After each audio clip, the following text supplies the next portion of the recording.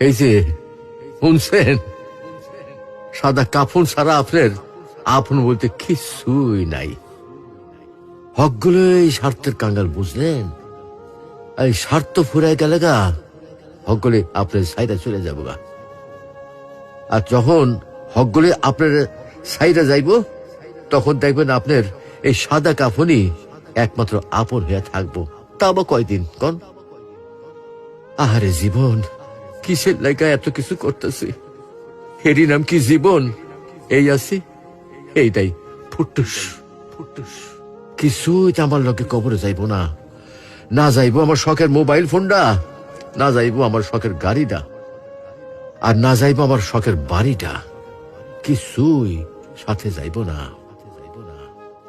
এগুলা ভাববার মধ্যে কি আর সময় হয় আমাগর? আমরা কত ব্যস্ত, তাই না? আহারে জীবন। আসুন সময় থাকতে ইমানের পরিচর্যা করি, পরকালের পাথেয় গুছাই, পরকালের কথা ভাবি।